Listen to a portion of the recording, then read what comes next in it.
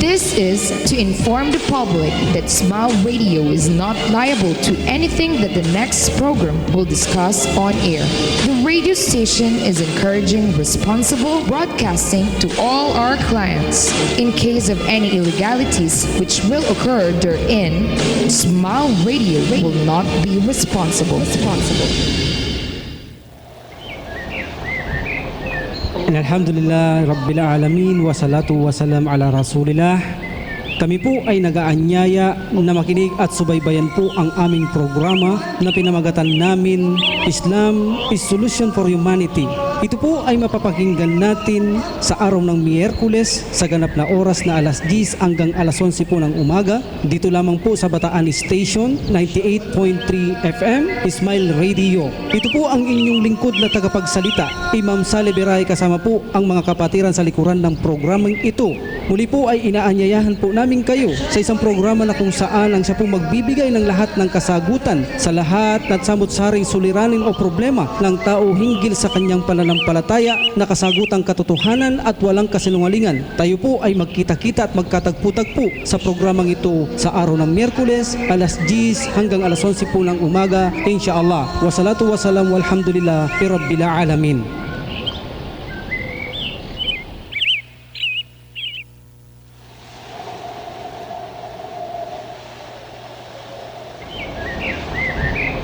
Allahu Akbar, Allahu Akbar.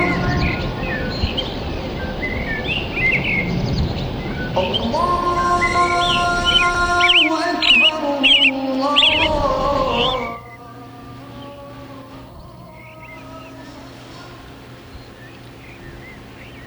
Innal hamdulillah nahmaduhu wa nasta'inuhu wa nastaghfiruh wa na'udzu billahi min syururi anfusina wa min sayyiati a'malina. Innahu may yahdihillahu fala mudilla lahu wa may yudlil fala hadiya lahu. Ashhadu an la ilaha illallah wahdahu la syarika lahu wa ashhadu anna Muhammadan abduhu wa rasuluh sallallahu alaihi wa ala alihi wa ashabihi wa man tabi'ahum bi ihsan ila yaumiddin. Amma ba'du. Ang lahat po ng pagpupuri ay para lamang sa Panginoong Allah Subhanahu wa Ta'ala. Lagi po nating pinupuri ang Allah Subhanahu wa Ta'ala at sa Kanya lamang tayo humihingi ng tulong at kapatawaran. Ako po ay nagpapakupkup sa Panginoong Allah Subhanahu wa Ta'ala laban sa aking masamang sarili, gayon din ang aking mga masasamang gawa. Katotohanan po, ang sino mang pinatnubayan ng Allah Subhanahu wa Ta'ala sa matuwid na landas ay walang makapagliligaw sa Kanya. At ang sino man pong iligaw ng Panginoong Allah Subhanahu wa Ta'ala ay wala po sino man ang maaaring makapagbigay patnubay sa Kanya. Kaya ganoon na lamang po ang ating pasasalamat tayong mga kamusliman. Nalilikha po tayo ng Allah Subhanahu wa Ta'ala na pumipintig sa ating puso ang La ilaha illallah. Walang tunay na Diyos na karapat dapat sambahin maliban lamang ang Allah. Kaya't ako po ay sumasaksi na walang karapat dapat sambahin maliban lamang ang Allah Subhanahu wa Ta'ala at si Propeta Muhammad sallallahu alaihi wasallam ay kanyang huling sugo at alipin. Sumakanya nawa ang kapayapaan at pagpapala ng Panginoong Allah Subhanahu wa Ta'ala, ganun din sa kanyang mga pamilya at mga kasamahan at sa mga sumunod sa kanila hanggang sa araw ng pagkabuhay na muli. Ito po ang inyong lingkod na sadyang mapapagkatiwalaan at maaasahan. Muli po, Imam Saleh Biray. Dito po sa himpilang Smile Radio 98.3 FM na mapapakinggan po sa tuwing araw ng Miyerkules, alas 10 po hanggang alas 11 po ng umaga. Ganun din po ay maaari po tayong mapakinggan ng live at mapanood sa pamamagitan po ng internet. Tuktukin nyo lamang po sa inyong mga internet ang www.ustream.tv/channel/smile-radio-98-3-FM. Live po tayo na mapapakinggan po Gayon po ay pinaabot po namin ang aming pagbati ng Assalamu alaikum wa rahmatullahi ta'ala wa barakatuh sa lahat po ng mga kamusliman, saan man po sila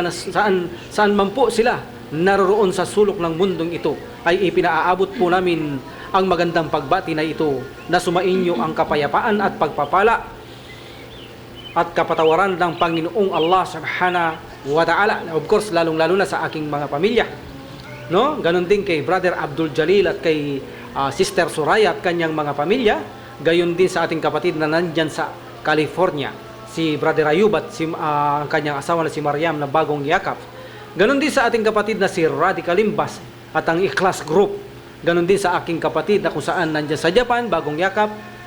Naway maging matatag tayong lahat sa ating pananampalataya na si Zainab. Ganon din po kay Idris Polares at sa kanyang mga pamilya at asawa. Of course, naririto po sa kabilang linya natin, nakakantabay lamang po mga kapatid ko sa pananampalataya, si Brother Harun at Brother Isa, na kung saan nandyan lang po sa kabilang linya na umaantabay po sa ating programa. Pagpalain sila ng Allah subhanahu wa ta'ala na kung saan sila ang ginamit na instrumento upang magkaroon po tayo ng ganitong programa, inshallah. Ganon din po sa mga nais pong magtanong o tumawag sa programang ito, ay maaari po kayong mag-text o tumawag sa numerong 0998-6497-250 0998-6497-250 o kaya naman po ay 0929-9942-366. Ulitin ko po, 0929-9942-366. At maaari din po kayong tumawag sa aming line sa numerong 4723-71993. At bigyan natin pagkakataon na makabati ang ating kapatid na kung saan si Brother Musa ang umaantabay at tumutulong sa atin, inshallah, at siya ang namamahala po hinggil sa mga katanungan at siya po ang tumutugon o nagbibigay kasagutan sa mga katanungan ito. Bigyan po natin pagkakataon ng ating kapatid bago natin pasukin ang ipinangako nating pagsasaluhan natin sa araw na ito, inshallah. Sa iyong pagkakataon, brother. Alhamdulillah Rabbil Alamin, wassalatu wassalamu ala Rasulillah, wa asyhadu an la ilaha illallah wahdahu la syarika lah, wa asyhadu anna Muhammadan abduhu wa rasuluhu sallallahu alaihi wasallam. So, bago ang lahat, alhamdulillah, binabati ko po ang ating kapatid na si President Malado ng Balanga. So, ito po yung President ng Balanga dito sa So, ganoon din po sa pamilya ng ating kapatid na mga Villalon at si Brother Lakis na kung saan patuloy po siya nakaantabay siya sa kahit nakasakay siya sa bus na yun, inshallah. At ganoon din po sa mga kapatid natin sa Lubao, lalo na mga kapatid sa pananampalatayang Islam. At ganoon din po sa ating kapatid na ginamit ng Allah subhanahu wa ta'ala na sila Brother Isa at Brother Harun, inshallah. Alhamdulillah. Assalamualaikum warahmatullahi ta'ala wabarakatuh. So alhamdulillah brother, inshallah, share natin yung natin para Alhamdulillah. Bago natin po bigyan ng katugunan ang mga katanungan kung saan po nakaimbak na po ang ating mga katanungan, ay maaari na rin po kayong magpadala at magtanong, magbigay ng katanungan sa atin. Sa mga hindi pa po Muslim o mga Muslim, ay welcome po kayong lahat dito po sa atin. At sa mga nagnanais tumawag sa ating line upang sa ganun ay mag-share siya ng kaalaman, ay welcome din po kayo sa aming mga kapatid na kapatid sa pananampalatayang Islam. Okay po, sige po. Daguhan po natin ang ating pagsasaluhan po sa araw na ito. Ano po ba ang pagsasaluhan natin sa araw na ito? Napakaganda po ng hinihanda nating pagsasaluhan po sa araw na ito, mga kapatid ko sa pananampalataya at mga kababayan. Ang pagsasaluhan po natin sa araw na ito ay patungkol sa sinabi natin, ano ba mayroong kahusayan ng sala o ang 5 beses na pagdarasal ng mga Muslim? At ano, ito po ang pinakamahalaga. At ano po, mayroon itong malaking lihim kung bakit ipinag-utos ng dakilang manlilika ang sala na ito mula sa mga propeta sugo at kanyang mga tagasunod. Iyan po ang bibigyan natin ng solusyon sa araw na ito dito sa ating programang Islam Solution for Humanity. Bago po natin dakuhan kung ano mayroong lihim ang sala na ito, ay magbigay po tayo kahit 5 lamang na kahusayan ng sala. No po, 5 kahusayan ng sala. Una po na kahusayan ng sala, na kung saan po, na sinabi ng Allah subhanahu wa ta'ala sa chapter 29, verse 45. A'udhu billahi minasyaitanir rajim. Bismillahirrahmanirrahim. Inna salata tanha 'anil fahsya'i wal munkar. Katotohanan sabi ng Allah subhanahu wa ta'ala na ang pagdarasal po o ang salah, ito po ay pumipigil mula sa mga gawaing kahiya-hiya o kaya naman po ay masasamang gawain. Opo, yan po ang totoo. Mamaya po, makikita natin kung bakit ang salah, sa anong dahilan ito nakakapigil ng mga kahiya-hiyang gawain at mga kasamahan. Hindi lamang po tayo kapag sa oras ng nagdarasal tayo ay doon lang natin ito napipigil. Hindi po. Hanggat ang Muslim ay nagsasala, makakaasa ka na maiiwasan mo ito ang makagawa ng mga kahiya-hiya o kaya naman masasamang gawain. Insyaallah mamaya po ay masusubaybayan po natin kung bakit gaano po kabisa ang sala na ito at naiiwasan ng mga gawain ito. Yan po ang unang kahusayan ng sala. Nakakapigil siya ng gawaing kahiya-hiya at mga kasuklam-suklam o masasamang gawa. Ang pangalawa po na kahusayan ng sala, kung saan sinabi ng Propeta Muhammad sallallahu alaihi wasallam na walang isang Muslim na nagpapatira pa sa harapan ng Allah subhanahu wa ta'ala na hindi inaangat ang antas nito ng Allah subhanahu wa ta'ala. Ibig pong sabihin ay ang sino mang sumasamba sa Allah subhanahu wa ta'ala at nag-aalay ng sala ay inaangat po ang pagkatao nito ng isang Muslim sa paningin ng Allah. Ganon din po ay inaangat niya ang pagkatao niya sa harapan ng kanyang kapwa. Tinuturuan niya ang isang taong ito kung paano maging mataas ang antas sa kanyang kapwa. Yan po, mamaya po makita natin ang lahat ng ito. Ganon din po ang sala po. Ito po ay nagbibigay ng pasensya. Nawawala ang pagkamainisin at kagahaman sa isang Muslim. Dahil po kapag ikaw ay hindi napatnubayan, ito po ang sabi ng Allah subhanahu wa ta'ala sa chapter 70, verse 19 hanggang 22. Innal insana khuliqa alu'a, idza massahu syarru jasua, wa idza khairu manu'a.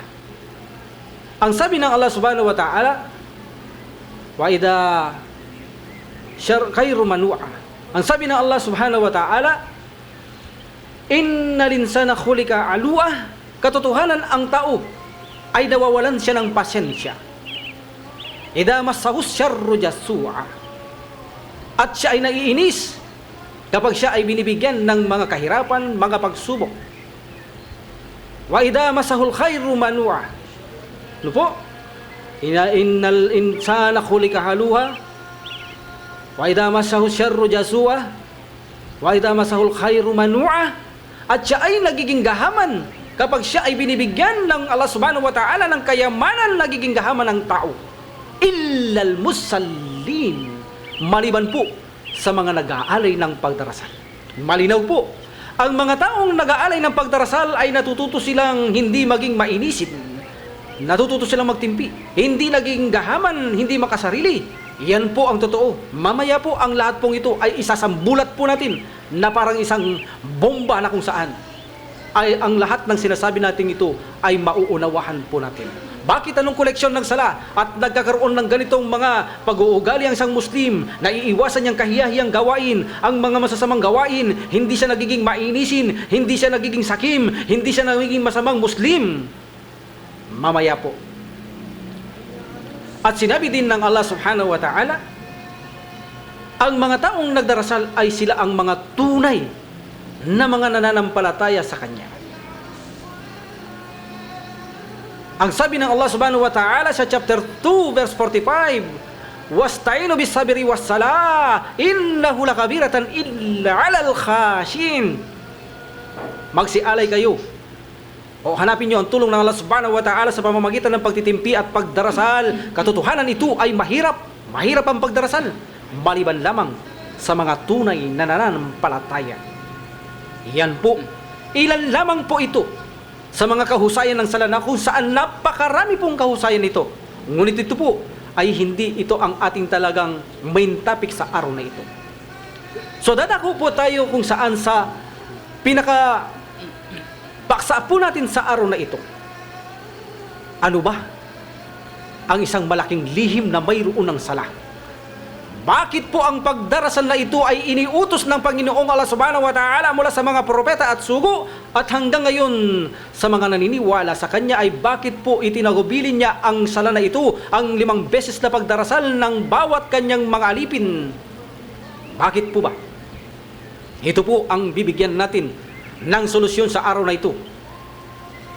At gaya naman nabanggit po natin, ay nakasalalay po ito, ang mga kahusayang nabanggit natin sa papaksahin natin ito. Ito pong sala na ito, na ipinag-utos po ng Panginoong Allah Subhanahu wa Ta'ala, ay hindi niya po ito ipinag-utos sa mga Muslim o propeta o mga sugo upang sila po ay pabigatan o atangan ng isang pabigat sa likuran ang mga ito, ang propeta, sugo at mga Muslim, na sila ay bigyang pabigat bilang pagsamba. Ipinag-utos niya ba itong sala na ito upang bigyan sila ng pasakit ang mga Muslim? Na kung saan po ay ito ang tingin ng mga hindi mananampalataya o wala pa po sa pananampalatayang Islam, na ang tingin nila sa pagdarasal ng mga Muslim ay lubhang pabigat sa mga Muslim at balakid dito sa hanap buhay. Ganito rin po ang mga iba nating mga kapatiran sa ating mga kapatiran sa pananampalatayang Islam. Nakakalungkot isipin na sila kung minsan ay nagiging tamad sa pagdarasal, nakikinakatwiran nila ito ay sagabal sa hanap buhay, at ito ay isang pabigat o isang mabigat na obligasyon, lalo na po ang pagtayo sa madaling araw na pagdarasal. Katotohanan po, nagiging mabigat lamang po ang obligasyong ito kapag hindi mo nauunawahan ang iyong pananampalataya. Bakit mo ginagawa ang pagdarasal? Bakit mo ginagawa ang pag-aayuno, paghahad at iba pa? Kapag hindi mo nauunawahan ang mga bagay na ito, dito ka lamang po nabibigatan. Ngunit, kapag ito po ay nauunawahan mo, katotohanan, matamis at masarap. Nauunawahan mo ang bagay na ito, matamis at masarap, na ginagampanan mo ang mga ibadang ito na kung saan ay hindi ka nabibigatan. Yan lamang po ang dahilan kung bakit nagiging mabigat ang sala sa tingin ng mga hindi pa Muslim at mga Muslim, na kung saan tinatalikuran ng sala. Mabigat lamang po kapag hindi nyo ito nauunawahan.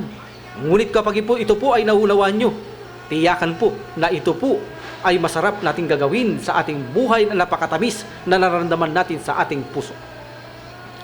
Bagamat po ang sala ay sa tingin nila ay mabigat, pag-aalalahanin nyo po na anuman mayroon sa likuran ang sala na ito, ay hindi po ito, ni katiting sa sinasabing pabigat na ito, ay hindi po uubra sa tulong, sa biyaya na nasa likod ng salang ito, ni katiting po na sinasabing itong mabigat na sitwasyon o obligasyon na ito ay hindi po uubra sa biyaya ng Allah Subhanahu wa Ta'ala kung ano mayroon ito, na siya pong ating isasambulat ang lihim na ito sa araw na ito, insyaallah. Ito pong sala na ito,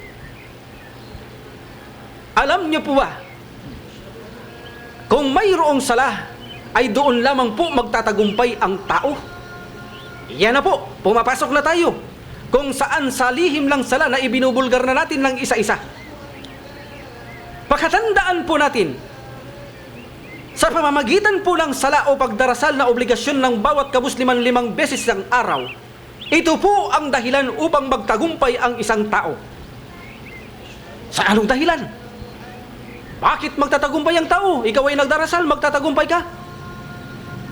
Dahil po, kapag ikaw ay nagdarasal, ikaw ay magtatagumpay dahil mayroon itong malaking lihim kung bakit paano ka tutulungin lang Allah Subhanahu wa Ta'ala na magtagumpay. Sa pamamagitan ng ano? Ito po ang kanyang lihim. Kapag ang isang Muslim ay nagdarasal, natututunan mong maalaala ang iyong Panginoon sa loob ng habang buhay mo, kapatid. Palagi mo siyang naaalala ang iyong Panginoon kapag ikaw ay nagdarasal. Mantakin mo ba naman, kapatid? Ikaw ay nagsala ng madaling araw, inaasahan mong magsasala ka ng tanghali, hapon, paglubog ng araw at pagsapit ng dilim, hindi nawawala sa iyong isipan ang pagdarasal. Sa ganito ay hindi nawawala sa iyong isipan ng Panginoong Allah Subhanahu wa Ta'ala. Ito ang lihim ng sala. Kung bakit magtatagumpay ang tao ay nananatili sa isipan mo ang Panginoon mo. Yan ang totoo. At itong pag-alaala sa Allah subhanahu wa ta'ala, ito ay makakamit mo lamang ng madalasan sa iyong pagsasala. Kaya sinabi ng Allah subhanahu wa ta'ala, chapter 20, verse 14, wa aqimus sala lidhikri, at magsagawa ka ng sala bilang pag-alaala sa akin. See? So ito pong sala na ito, ang pinakadakila sa lahat ng mga gawaing pag-alaala sa Allah subhanahu wa ta'ala. Ito po ang pinakadakila sa lahat.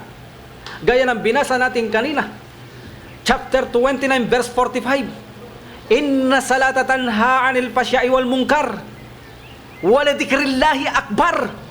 Katotohanan ng sala ay naglalayo sa mga gawaing malalaswa at masamang gawa at iba pa. At ang pag-alaala sa Panginoong Allah subhanahu wa ta'ala ay higit na pinakadakila. Ano po ang higit na pinakadakilang pag-alaala sa Kanya? Ang pamamagitan ng sala. Kaya sinabi ng Propeta Muhammad sallallahu alaihi wasallam, ang pinakamagaling sa lahat ng gawa ay ang pagdarasal sa tamang oras. Ito po ang pinakamagaling sa lahat ng mga gawain, ang pagdarasal. Gaano ito kagaling, Aber? Gaano ito kagaling? Ito pong lihim ng sala na ito, na kapag ikaw ay mayroong obligasyon sa Allah, ay palagi mong naaalala ang darating mong sala. Ito po ay konektado na maalala mo ang Allah subhanahu wa ta'ala. Dahil po sa paulit-ulit mong naaalala ang pagdarasal, paulit-ulit mo rin naaalala ang Allah subhanahu wa ta'ala sa buong buhay mo. Ano mayroong sikreto ang pag-alaala? Ang sikreto po ng pag-alaalang ito ay matututo kang respetuhin mo ang iyong manlilikha. Yan po ang totoo. Kapag ang isang tao ay hindi niya nirespeto ang manlilikha, kailanman ay hindi ka makalalasap ng tagumpay sa mundong ito, lalo na po sa kabilang buhay. Lumilitaw na po ang mga lihim. Ang sala ang siyang tagumpay. Kung saan paano magtatagumpay ang tao, ano mayroong sikreto? Dahil palagi mong naaalala ang Allah. Kapag naaalala mong Allah, anong mayroong lihim ito? Ikaw ay matututong magrespeto sa Allah subhanahu wa ta'ala. Dahil kapag nakalimutan mo ang Panginoong Allah subhanahu wa ta'ala, katotohanan ay gagawa ka ng paglabag sa Kanya. Naalala nyo ba ang isang kasaysayan kay Umar bin Al-Khattab radhiyallahu anhu? Nang mapadaan siya sa isang taong nagpapastol ng tufa, na kung saan nadaanan ni Umar bin Al-Khattab radhiyallahu anhu, na sinabi niya, pabili ng isang tufa, na sinabi ng isang tao, ito hindi sa akin. Ito, ako ay isang pastol lamang at mayroong nag-aari dito. Sabihin mo doon sa may-ari na ito ay kinain ng lobo. Ang sabi ng tao kay Umar bin Al-Khattab radhiyallahu anhu, nasaan ang Allah? O Amir Mu'minin, nasaan ang Allah?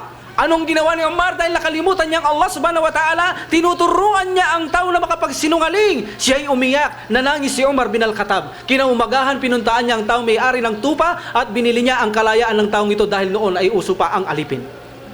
Binili niya, tinubos niya ang taong ito. Kapalit na nagawa niya kasalanan, pinaalis niya ang taong ito, pinalaya niya sa tulong ng Allah subhanahu wa ta'ala.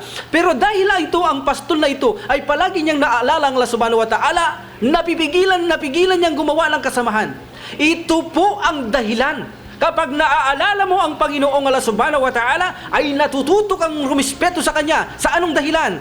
Dahil alam mo ang Allah subhanahu wa ta'ala ay palagi itong nakatingin sa iyo kahit saan ka man. Dahil alam mo, naaalala mo ang Allah subhanahu wa ta'ala, dahil sa dahilang ikaw ay konektado sa mga pagdarasal, naiisip mo na ang dasal ay darating maya-maya, naaalala mo ang Allah subhanahu wa ta'ala, sa ganito ay naaalala mo ang iyong Panginoon ay palaging nakatingin sa iyo.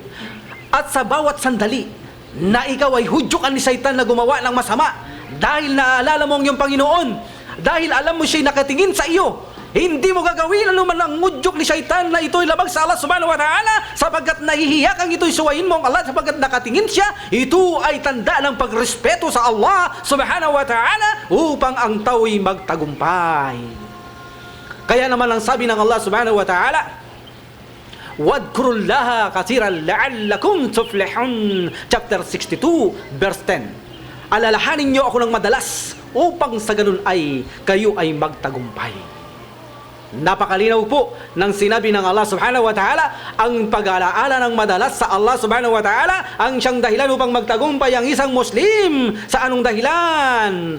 Sa pamamagitan po ng pagdarasal, na mayroon kang obligasyon na araw-araw ay naaalala mo ang iyong sala, konektadong naaalala mo Allah subhanahu wa ta'ala, at sa ganito dahil madalas mong naaalala ang Allah subhanahu wa ta'ala, ikaw ay natututong rumispeto sa Allah subhanahu wa ta'ala.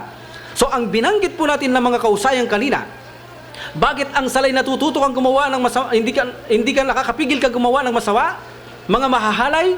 Bakit tumataas ang antas ng iyong pagkatao sa mga harapan ng tao? Dahil nagiging maganda ang ugali mo. Dahil hindi mo ginagawa ang masama, dahil alam mo nakatingin ang Panginoong Allah subhanahu wa ta'ala sa iyo, ang lahat ng bawal ay iniiwasan mo. Sa ganito, ikaw ay nagiging mataas, binibigyan ka ng mataas na antas ng Allah subhanahu wa ta'ala sa kanyang paningin at sa mundong ito. Ginagawa rin ng Allah subhanahu wa ta'ala na iwasan mo ang masama nang dahil yan sa sala. Ay naalala mo madalas ang Allah subhanahu wa ta'ala at natuto kang rumispeto sa Panginoong Allah subhanahu wa ta'ala. Kaya sinabi ng Allah subhanahu wa ta'ala, kada aflahal mu'minin alladhina hum fi salatihim khashi'un. Chapter 23 verse 1 to 2. Katotohanan magtatagumpay yaong mga nag-aalay ng pagdarasal ng may katimtiman. At sinabi din ng Allah subhanahu wa ta'ala, chapter 23 verse 9 hanggang 11, walladhina hum ala salatihim yuhafidun ulaika humul warithun alladhina yarisul al-firdausa hum fiha khalidun. Katotohanan, sabi ng Allah subhanahu wa ta'ala sa mga nag-aalay ng mga pagdarasal sa takdang oras, sila ang tagapagmana. Sila ang tagapagmana doon sa Firdaus, doon sa paraiso, mananatili sila dito magpakailan paman. Yan po ang epekto ng sala. Kung bakit nagtatagumpay ang isang tao dahil sa pagdarasal, ay dahil madalas mong maaalala ang Panginoong Allah subhanahu wa ta'ala at matututo kang rumispeto sa Kanya. Sa ganito ay hindi ka mauudyukan ng paggawa ng masama dahil alam mo ang Panginoong Allah subhanahu wa ta'ala ay laging nakatingin sa iyo. Ibig mo bang sabihin ay ang tao kapag hindi siya nagsasala ay mabibigo? Totoo po yan. Napaka-imposible pong pumasok lang isang tao sa paraiso kung siya ay hindi nagsasala. Dahil kapag hindi ka po nagsasala, ay katotohanan po na mawawaglit at mawawala sa iyong isipan at pag-alaala ang Panginoong manlilikha. At kapag hindi mo naaalala ang Panginoong manlilikha, anong resulta? Walang pakundangan kang gagawin mo ang lahat ng paglabag sa Allah subhanahu wa ta'ala, maging ito man ay malihit na pagtatambal at malaking pagtatambal. Kaya sinabi ng Propeta Muhammad sallallahu alaihi wasallam, ang kahibaan ng Muslim at hindi Muslim ay ang sala. Bakit po? Sapagkat ang sala kapag ito'y ginagampanan mo, palagi mong naaalala ang Allah subhanahu wa ta'ala, natututo ka, rumispeto sa Kanya. Kapag hindi ka nasasala, hindi mo maaalala ang tunay na manlilikha sa iyo at hindi mo rin siya rerespetuhin. Ibig sabihin, lahat ng Kanyang ipinagbabawal ay iyo itong gagawin. Yan po ang totoo. Kaya naman sinabi ng Allah subhanahu wa ta'ala sa mga taong hindi nagsasala, dahil ang katotohanan ay nakalimutan nilang maalala ang kanilang Panginoon, sinabi ng Allah subhanahu wa ta'ala, chapter 19 verse 59, fakhalfa min ba'dihim khalfun adawas salah wattabi'ut syahawat fasawfa yalqawna gayya. Mayroon sa mga unang salitlahi na nagpabaya sa kanilang pagdarasal. Sinunod nila ang kanilang mga sariling pagnanasa, kaya naman sila itatapon sa naglalagablab na apoy ng Panginoong Allah subhanahu wa ta'ala. Sinakita nyo? Ang mga hindi nagdarasal ay itatapon sa impyernong apoy. Ano ang dahilan? Isa sa dahilan dahil makakalimutan mo ang alalahanin ng iyong Panginoon at hindi ka matututong rumispeto. Gagawin mo ang lahat ng paglabag. Nang dahil dito, ang taong ito kapag nadatnan ng kamatayan at hindi nakapanumbalik sa tunay na manlilikha, siya itatapon sa impyernong apoy at sa kabilang buhay ay tatanungin sila gaya ng sabi ng Allah subhanahu wa ta'ala, chapter 74, verse 42 hanggang 43. Masalakakum fi sakar. Qalu lam nakum minal musallin. Bakit kayo narito sa impyernong apoy? Anong isasagot nila? Kami kasi ay hindi kabilang sa nag-alay ng pagdarasal o sala. Allahu Akbar. Kaya po sa ating mga kapatirang Muslim, nawa ngayon ay nauunawahan nyo kung bakit mayroong pagdarasal. Pinipilit tayo ng Allah subhanahu wa ta'ala na makapasok sa paraiso. Ang sino mang naniniwala sa Kanya, pinupuwersa ng Allah subhanahu wa ta'ala na ang bawat Muslim na kumilala sa Kanya bilang malaking tulong at biyaya ng Allah subhanahu wa ta'ala ay gusto niya makapasok lahat ang Muslim sa paraiso. Nasaan na ang mabigat na responsibilidad o obligasyon? Nasaan? Mabigat ba ang isang obligasyon na sala na tulungan tayo ng Allah subhanahu wa ta'ala na persang papasukin tayo sa paraiso sa pamamagitan ng sala? Sa pamamagitan ng sala ay matuto tayong maalaala ang Allah subhanahu wa ta'ala at matuto tayong rumispeto sa Kanya? Ito ba ang itinutukoy o itinuturing o sinasabing mabigat na obligasyon? Ang Allah subhanahu wa ta'ala ay tumulong sa isang Muslim na kanyang alipin na persahan niyang papasukin sa paraiso? Nasaan na ba ang pabigat? Katotohanan, walang pabigat sa relihiyong Islam. Dahil sinabi ng Propeta sallallahu alaihi wasallam, ang sino mang mabigatan sa relihiyong Islam ay hindi niya kayang maipagpapatuloy ito. O anumang uri ng relihiyon, kapag ikaw ay nabigatan, hindi mo ito maipagpapatuloy. Ang tanong ay bakit na ipagpatuloy ito ng mga propeta at mga sugo at mga Muslim na nauna sa atin? Dahil hindi ito mabigat na relihiyon. Nagiging mabigat lang ang isang relihiyon, lalo na ang pananampalatayang ito kapag hindi natin pinag-aaralan. Kaya sabi ang Prophet sallallahu alaihi wasallam, obligasyon nating hanapin ang kaalaman upang hindi tayo mabigatan sa ating pananampalatayang ito. Mga kapatid ko sa pananampalataya, obligado nating hanapin. So ano mayroon ngayon? Ang sala? Ang sala ang siyang dahilan upang tayo magtagumpay. Anong lihim? Bakit tayo magtatagumpay? Sapagkat ito ang magbibigay na maalaala natin ang Allah subhanahu wa ta'ala sa buong buhay natin. At kapag naaalala natin ang Allah subhanahu wa ta'ala sa buong buhay natin, matututo tayong respetuhin siya. Hindi ka gagawa ng anumang kinasusuklaman niya dahil alam mo na alala mo siya, nakatingin lang siya palagi sa iyo, ay iniiwasan mo ang lahat ng masasamang ito. Ito ang sikreto ng pagdarasal na kung saan mayroong koneksyon sa pag-alaala sa Allah subhanahu wa ta'ala upang sa ganun ang tao ay matutong rumispeto, upang sa ganun ang tao ay magtagumpay sa mundong ito at sa kabilang buhay. Baka sabihin ng ating mga kababayan, kami rin naman ay nagdadasal. Inaalala namin ang aming Panginoon. Totoo po yan. Ngunit baka alalahanin po natin gaya ng pinaksa natin sa una. Bago po kayo mag-alay ng pagdarasal ay pakatiyakin nyo muna po kung sino ang inyong sinasamba. Ito po kayang Diyos na ating inaalayan ng mga pagsambat panalangin ay totoong Diyos. At pangalawa po ay pakatiyakan ninyo na ang inyong mga pagsamba ito'y itinuro ng mga propeta at sugo. Dahil kung tama man ang inyong Diyos, pati ang mga Muslim, bagamat kilala namin ng Allah subhanahu wa ta'ala, ngunit gagawa kami ng sariling pagsamba, mga practical opinion, ito po'y hindi tatanggapin ng Allah. Lalo na po kahit magaling ka sa salah, sa pagdarasal, ngunit inaalayan mo ng sala maliban sa Allah subhanahu wa ta'ala, hindi rin po ito tatanggapin. Kinakailangan po upang ang tao itanggapin ang kanyang pagdarasal, ay kailangan pong patunayan niya na ang kanyang Diyos na sinasamba ang siyang tunay, at pagkatapos ang kanyang pagsasala o pagdarasal ay mula po ito sa turo ng Allah sa mga propeta at sugo. Iyan po muna ang inyong hanapin. Kung sino po ang totoong tunay na Diyos na kung paano nyo makikilala, paano natin makikilala ang tunay na nag-iisang Diyos, yan po ang papaksahin natin sa susunod po ng programa nating pagkikita natin dito inshallah, na po ibubulgar naman natin at bibigyang solusyon paano po natin makikilala ang tunay na nag-iisang Diyos upang sa ganun ay malaman natin na totoo po o hindi ang ating sinasamba. So sa maikli pong pagpapaliwanag ay na isang bulat po natin ano mayroon po sekreto ang pagdarasal ang mga Muslim. Ito po palang pagdarasal na ito ay konektado na maalaala mo ang Panginoon. At napakahalaga po pala na maalala mong yung Panginoon sapagkat dito ka pala tuturuan pa ng isang lihim na kung saan matuto kang rumispeto sa Kanya. Sa ganito ang isang Muslim po ay magtatagumpay. Ngayong kapatid, naiintindihan mo na, huwag ka nang maging tamad at magpabaya sa iyong sala. Kaya pala mayroon tayong sala, ay pinupersa at pinipilit tayo ng Allah subhanahu wa ta'ala na papasukin sa Kanyang paraiso. Ganito tayo kamahal ng Panginoong Allah subhanahu wa ta'ala. Sige po, at bigyan nating katugunan ang mga katanungan na kung saan nakatambak na po ay hindi na masyado nating inaabahan pa ang pagpapaliwanag po natin hinggil sa ating mga paksa na kung saan pinupunto. Ipasa po natin, ibigay ang pagkakataon sa ating kapatid na si Brother Musa. Sa iyong pagkakataon, Brother, Assalamualaikum. Waalaikumsalam, alhamdulillah. So, mashallah, no, napakaganda po ng ating paksa na kung saan ito'y napakahalaga bilang isang pagsunod sa kautusan ng Allah subhanahu wa ta'ala. So, alhamdulillah, tayo po ay dadako sa mga tanong na kung saan nung nakaraan pa pong katanungan ay nabitin tayo sa oras, no? Ang tanong po na iniwan sa atin o naiwan ay ang tanong na kung saan ano po ang unang reliyon sa mundo. So napakagandang tanong po, no?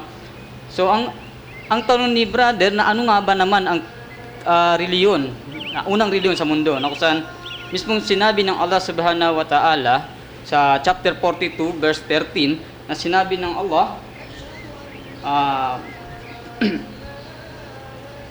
si Allah ang nagtakda sa inyo ng gayon ding pananalig. Ito po ay liwat sa kahulugan ng sinabi ng Allah sa banal na Quran na siya Allah ang nagtakda sa inyo ng gayon ding pananalig sa Islam na kanyang itinakda, o ibig sabihin pinag-utos kay Noah. Ibig sabihin itong Islam pala ay mula pa nung kay Noah. Napakalinaw po. At gayon din ang aming ipinahayag sa iyo, O Muhammad. At gayon din aming ipinahayag kay Abraham, Moises at Jesus na nag-uutos na kayo ay manatiling matimtiman sa pananalig, o tinutukoy dito ay ang pananampalatayang Islam, at huwag kayong gumawa ng pagkabahabahagi ng pananampalataya.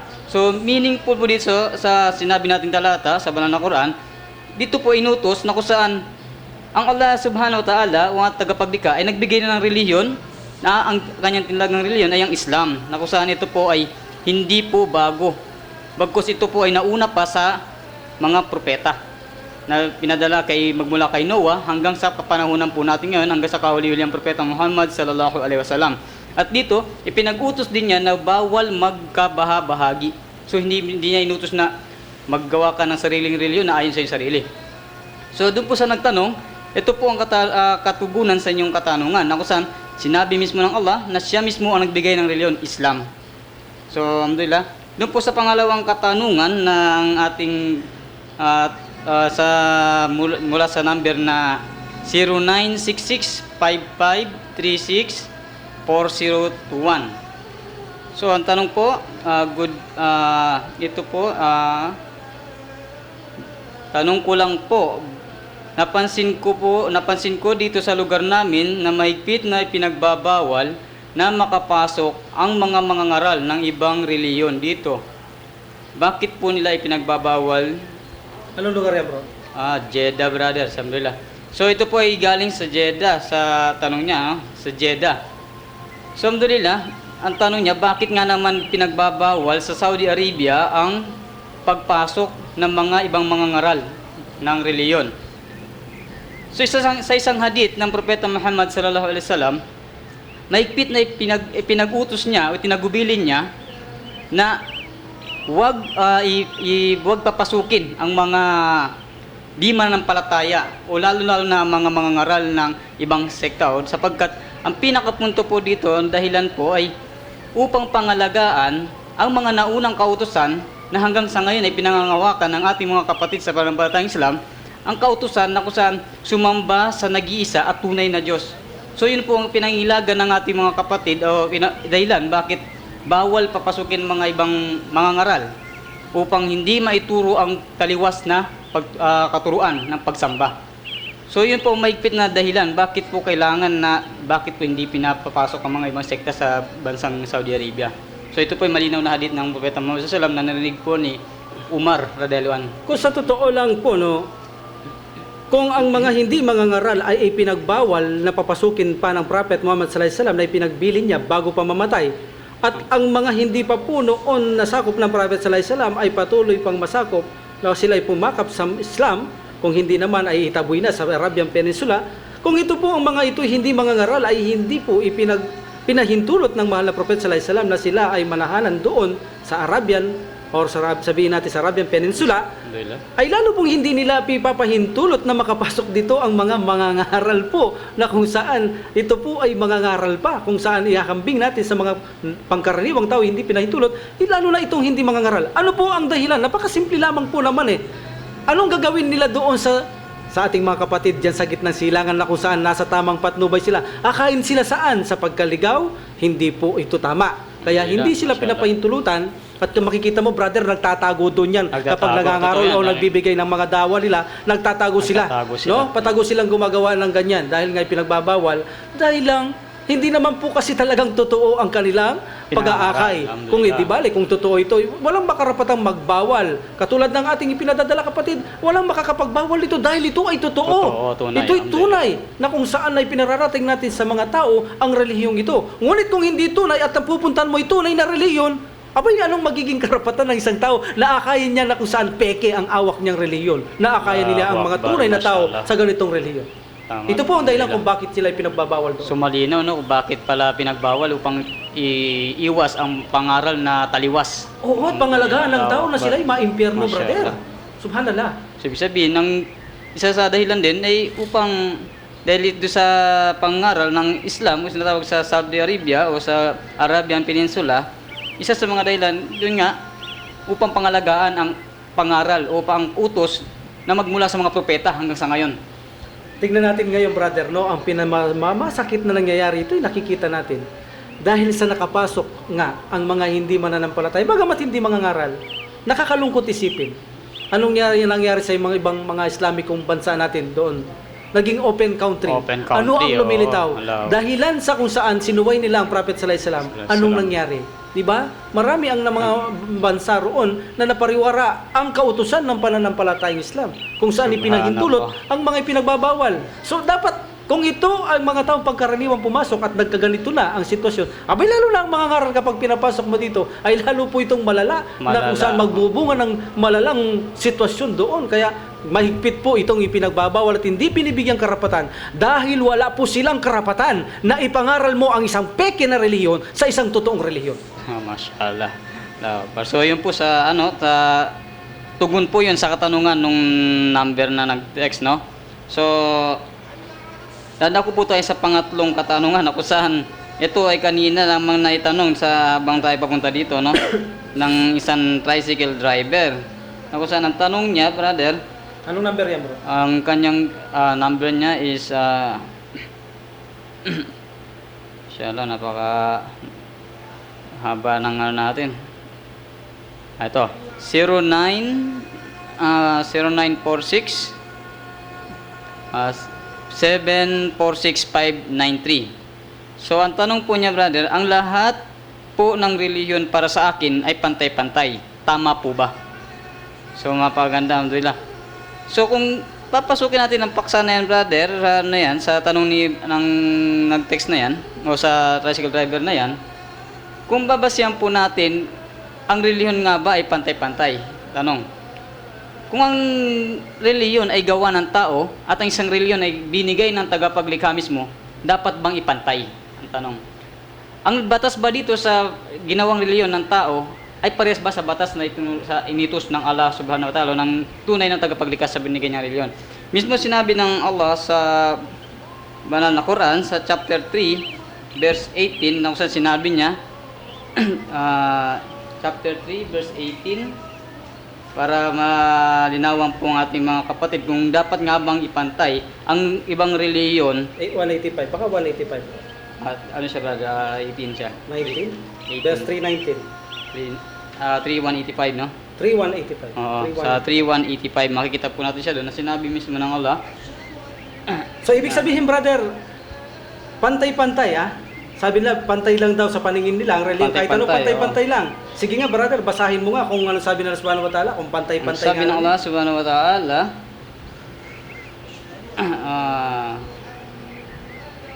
85, brother. alhamdulillah. Chapter 3, verse 85. Chapter 3 verse ang bawat kaluluwa ay No, bro. Chapter 3, verse 85.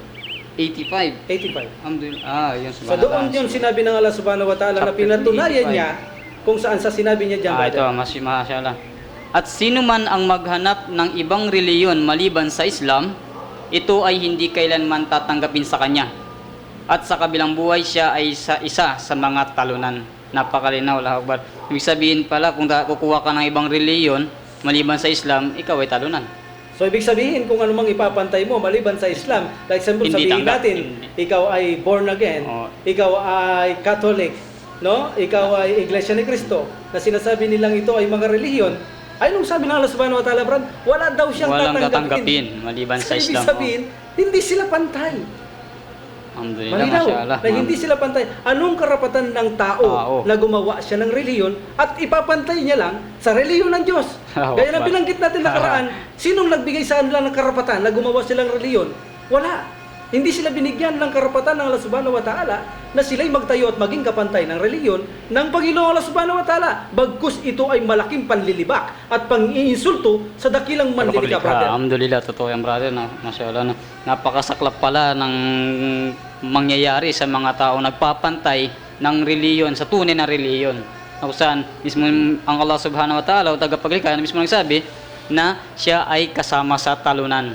Allahu Akbar, So, alhamdulillah. ibig sabihin pala, anumang ipanapantay ng mga taong ito ay hindi tatanggapin, ay mababilang lang pala, brother, sa mga talunan. talunan. Allahu Akbar. Talunan. Kaya naman Subhanallah. nandito ang programang ito, brother, upang masolusyonan ang mga hindi nauunawa ng ating kababayan Mga agam-agam, no? at mga agam-agam at gusto lang itanong. Alhamdulillah, kaya ang programang ito naway gabayan pa ng Allah Subhanahu wa Ta'ala Inshallah, at gawin pa itong matagal at pagpalain ang mga ginamit na instrumento sa programang ito ng ating mga kapatid dyan na sa Jeddah at mga tumutulong sa programang ito. Naway pagpalain sila ng Allah Subhanahu wa Ta'ala at ibilang sila sa kanyang habag. Tayong lahat ng makapasok ng sabay-sabay sa buhay na walang hanggan, brother.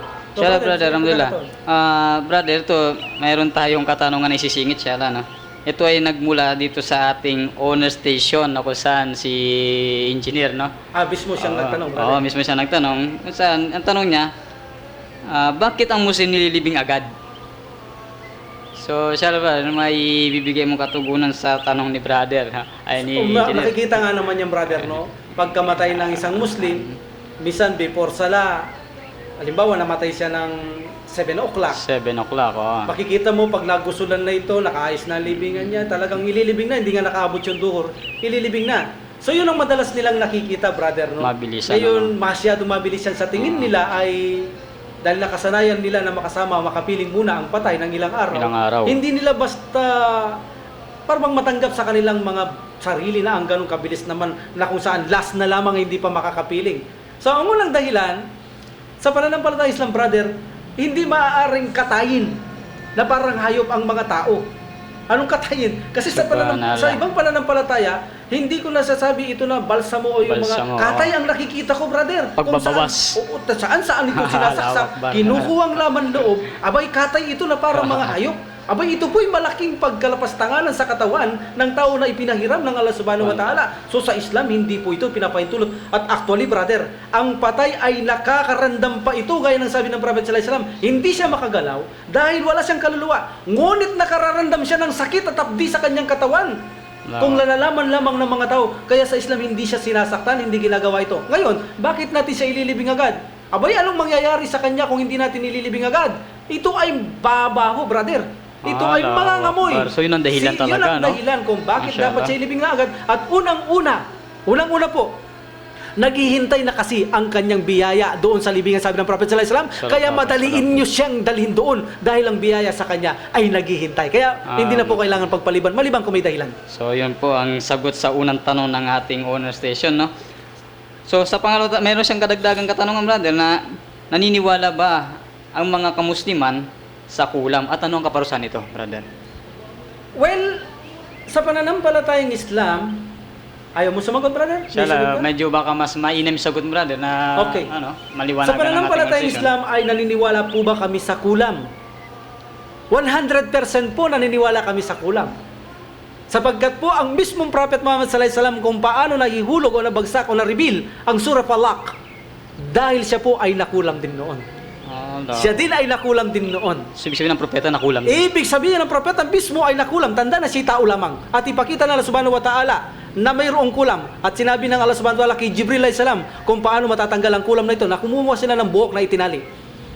Mayroon pong kulam sa pananampalatayang Islam. Pinaniniwalaan po namin yan.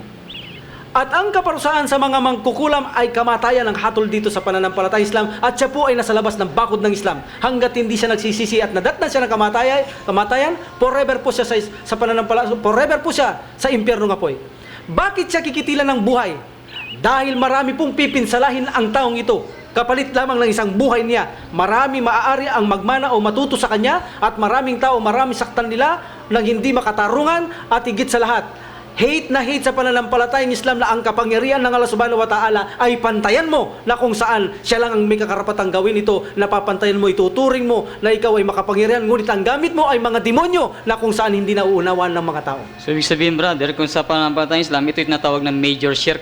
Major shirk, brother. Allahu Akbar. No, sa mga nagka-page ko kagabi sa Facebook, ito ang mga sinasabi kong marami ang major shirk na kailangan talaga mapag-aralan ng isang Muslim dahil ito ang pinakadelikado. Kapag nakagawa tayo ng major shirk, malaking pagtatambal, wala tayo sa bakod ng Islam, walang halaga, walang kwenta ang ating pananampalataya sa Allah subhanahu wa ta'ala. Kaya mag-aral po tayo, lalo na po ang programang ito, brother. Kaya nandito ang programa natin, ito ang programang handang magmalasakit na kung saan sa ating mga unang-una ang kapatid natin pananampalataya at sa mga hindi pa Hindi pa Muslim. man Muslim. Alhamdulillah, brother.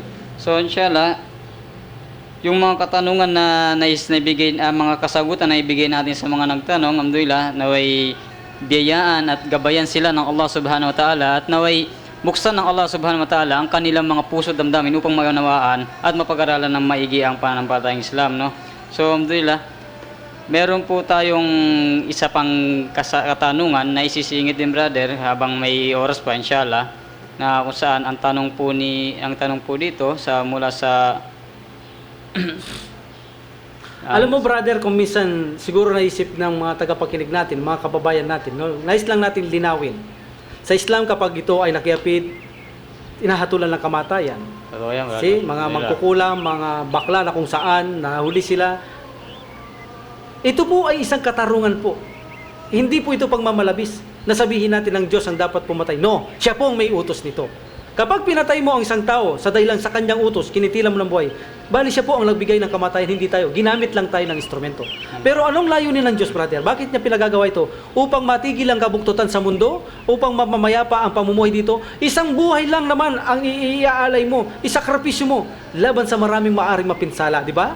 So sa pagkatwid, kung tatanggalin mo ang gumagawa ng kabuktutan sa mundong ito, kaya nga mayroon punishment na ganito, upang sa ganun ay hindi tularan, hindi gayaan nito, upang sa ganun ay mamuhay ang tao na mapayapa sa mundong ito. Ito ang dahilan kung bakit mayroon mga punishment, upang hindi sila pamarisan, kung maaari pakita sa tao upang magkaroon ng takot, hindi pamarisan.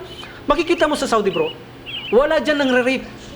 Oh, totoo Zero yan, brother. balance yan. Wala. Totoo Zero yan. balance yan. Dahil bakit? Alam nila, sila ay kikitilan ng buhay kapag sila nag-rape o nangangalo niya. Meron man, mabibilang natin. Hindi katulad ng mga bansa na kung saan hindi pinatutupad ang batas ng Allah. Makikita mo, Brad. Tad ito ng Sagana, kalikuhan Brad, at sagana. kawalang katarungan ng bansang yan. So isa isa sa mga dahilan kung bakit dinutod nung tanong kanina na bakit nga naman hindi pwedeng ipasok ang mga ngaral. Ibig sabihin, kung papasok ang ibang mga ngaral sa bayan sa Saudi Arabian Peninsula, maaaring pumasok ang mga ganyang sitwasyon kung saan magiging liko ang mga utos. Walang kaalaman, Oo. brother. Alhamdulillah. Maaari silang matukso tulad na nangyari sa India noon. India noon, ang mga Muslim ay nag-convert sila ng Christian. Kaya dito Pero nagsimula na Latin. magkaroon ng mga daiya na pag-aralan ng Bible. Nagmalasakit ang mga kapatid. Pinag-aralan nila ang Bible upang ibunyag na ang Bible na ito ay ganito na hindi katotohanan. Upang ang mga Muslim ay hindi na umuli na maakay pa ng mga gumawa nito na katulad sa India noon na naakay nilang convert sila sa Christian. Allahu Akbar. See? Kaya nagkaroon ng gayon mga debate o pag-aaral sa Biblia ang mga kamusliman. Kung saan dati wala namang ganyan, kundi ang Quran lamang, ang Quran pinaiiral lamang. lamang nila. Alhamdulillah. So, alhamdulillah, yun po yung mga nais po magtanong, magsilbi yung mag-text o kaya tumawag sa ating telephone na binigay ng ating kapatid na si Brother Saleh. Oo. Inshallah. Kung saan pwede po tayong mag-text sa 0998-649-7250 at kaya rin po sa 0929-9942-366 at maaari din po tayong tumawag sa 4723-71993. So bago po lahat, inshallah, ganoon din po, binabati ko po rin uli yung ating mga kapatiran sa Guagua, no? Inshallah, sumusubaybay din sila at isa sila sa mga ginamit ng Allah na instrumento para tumulong sa estasyon natin dito, inshallah, lalo na sa minsan na nagkakaroon tayo ng mga bagay na dati pangailangan. So binabati po natin sila ng Assalamualaikum warahmatullahi wabarakatuh. So, kapatid, ngayon po mga kapatid namin at mga kababayan, naipakita namin sa maikling oras kung ano po mayroong lihim ang sala. Alhamdulillah. Ang lihim po pala ng napakinabang. sala, ang siyang dahilan upang magtagumpay ang tao. Ibig sabihin kung hindi ka magsasala, hindi ka magtatagumpay. Sabi ng Prophet, itong magbibigay ng liwanag sa iyo at pamamagitan sa kabilang buhay upang magtagumpay ka. Kung walang sala, hindi ka magtatagumpay. Ano po ang lihim?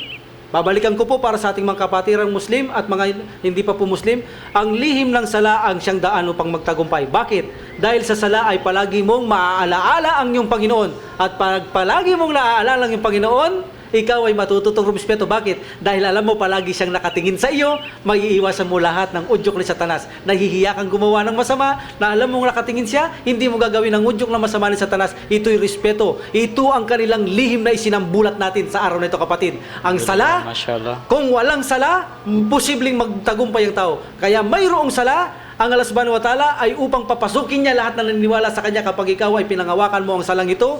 Sa ganito, ikaw ay magtatagumpay dahil maalala mo siya, matututo kang rumispeto sa Allah subhanahu wa ta'ala, sa piliting kanyang papapasukin sa paraiso. Ibig sabihin, mga kapatid namin sa pananampalataya, hindi po ang salay pabigat, kundi ito'y malaking tulong ng Allah subhanahu wa ta'ala Malaking na tulong, makapasok alhamdulillah. tayo sa paraiso, brother. Siya mismo ang tumutulong sa atin, no? Tumutulong na Allahu talaga, Akbar. brother. Sa pilitan na tayong Pero kung pinutulungan ng papansin Allah natin subhanahu ng mga ibang kapatid, na usan nakala siguro na napakabigat ng obligasyon ng pagdarasal, so akala nila ito'y hadlang para sa kanilang hanap buhay o namang bagay na ginagawa, hindi pala ito nararapat. Ang totoo, brother, hindi lang nila kasi nauunawaan. Kaya nandito pala ginulit natin ang programang ito para ipaunawa sa kanila kung bakit mayroong mga obligasyon tayo na tingin natin, lalo ng pag-aayon ay mabigat. Pero ang sa likod nito, gaya ng sabi ko, ang nasa likod ng mga utos na ito ay persahan tayong tulungan ng Allah subhanahu wa ta'ala upang magtagumpay sa mundong ito at sa kabilang buhay, brother. Allahu Akbar, Okay, mashallah. so sadyang napakahiksi po ng ating oras.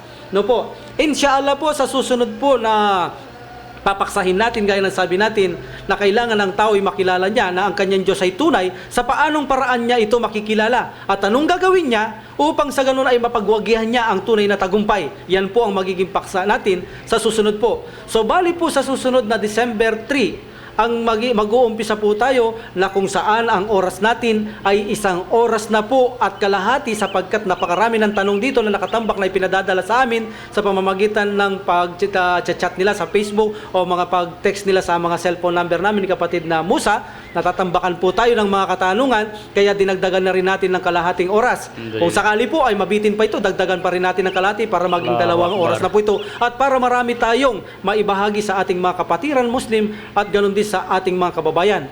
So subaybayan nyo po sa December 3 ang unang paksa. Paano natin makikilala ang tunay na nag-iisang Diyos at anong gagawin natin kapag kilala siya upang tayo magwagi sa kabilang buhay. Ang pangalawa po na papaksahin natin, ano ang ibang resulta ng hindi naghihijab na babae at naghihijab na babae. Allahu Akbar. Pangatlo po, ang ginagawang pagsamba ng tao, maging ang mga Muslim, iba't ibang uri na pagsamba, na maling pagsamba na gagawa ng Muslim. At pang-apat po, December 24, bakit hindi sineselebrate ng mga Muslim ang Christmas o sinasabi nilang Pasko? At December 31, last day ng December, ay bakit naman po hindi isineselebrate din ang New Year na isineselebrate ng ating kababayan? So 5 po yan ang ating paksa. Ito po ay talagang paghahandaan pa natin inshallah na mapabuti ito upang sa ganun ay lalo po tayong maraming kapakapulutan sa programang ito at marami tayong malaman, lalo na po ang mga mahal nating kapatid na mga Muslim. So, alhamdulillah, napakaganda ng ni brother, no? Sa mga tagapakinig po natin nakapatuloy na sumusubaybay sa ating istasyon, inshallah, abangan po natin yung topic niya na susunod na sino nga ba dapat sambahin, no? Paano mo ito makikilala? O paano mo siya makikilala? Anong Ibig sabihin, gagawin mo oo. pag kilala mo? Alhamdulillah. So, inshallah, bago po ang lahat, kami humihingi ng tawad kung ano man po ang aming nasabi na hindi maganda sa ating mga kapatiran. Alhamdulillah. Ang unang-una sa Allah subhanahu wa ta'ala. At inshallah, muli po, magkita-kita o mapakikinggan uli natin itong stasyon na to sa susunod na Miyerkules, inshallah. Sa 10 a.m. hanggang 11:30, inshallah. So ito dito sa Islam Solution for Humanity, dito sa istasyon ng Smile Radio. At mapapanood natin live on internet sa www.ustream.tv/channel/radio-98-3-FM. So alhamdulillah, subhanakallahumma wa bihamdik wa asyhadu an la ilaha anta astaghfiruka wa atubu ilaik. Assalamualaikum warahmatullahi taala wabarakatuh. Alhamdulillah Rabbil Alamin wa salatu wa salam ala Rasulillah.